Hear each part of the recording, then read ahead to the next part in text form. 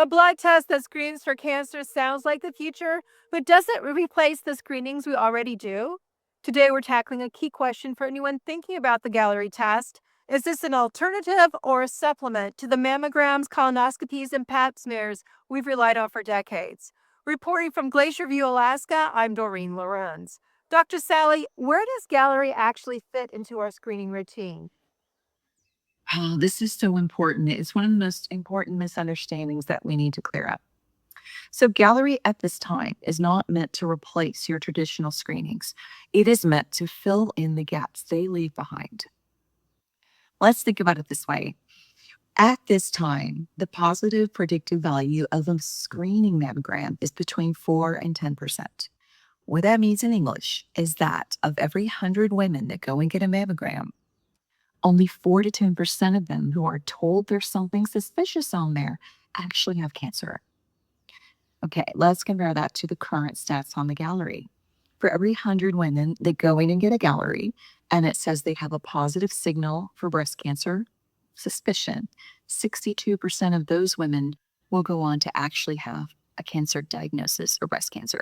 That is a 900 times more sensitive test.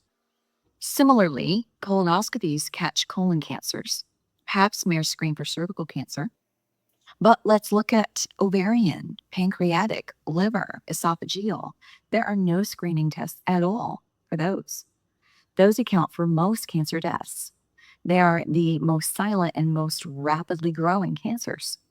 And they often go undetected because of that until the late stages, because we have no standard screening protocols for them at all. That's where the gallery comes in. It acts as a broad complementary screen, a safety net that works alongside your current care plan. So this is not an either or decision. It's a strategic upgrade. It's an extra layer of defense.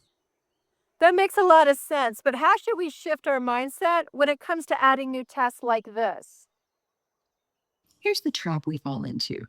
We're thinking that if we're up to date on all of our old routine screenings, we've covered all the bases. But statistically, most cancers that turn deadly are not found through those routine screenings. That's not your fault. It's a limitation of our current healthcare system. What Gallery does is look where we're not already looking. It's especially valuable for women who feel healthy, who have normal basic labs, but still carry that sense of unease or family history. Adding Gallery to your plan doesn't mean doubling up, it means leveling up. It is for women who want to be proactive, not just compliant. And importantly, taking Gallery does not at this time mean skipping your mammogram, colonoscopy, or pap smear. It means bringing a powerful new tool to the table, one that catches whispers that your other tools can't hear. So, what's the best way to move forward for someone who's already doing the basics but wants to go deeper? So start at dr-sally.com. I've built a resource hub there that outlines where the gallery fits into a smart screening strategy. You'll find a side by side breakdown that shows what traditional tools can catch and what they miss. And if you're not sure whether this is right for you, DM me directly on Instagram or Facebook at Dr. Sally Official. I'll help you think through your age, history, and personal risk factors. This test is not about abandoning what works, it's about strengthening what matters.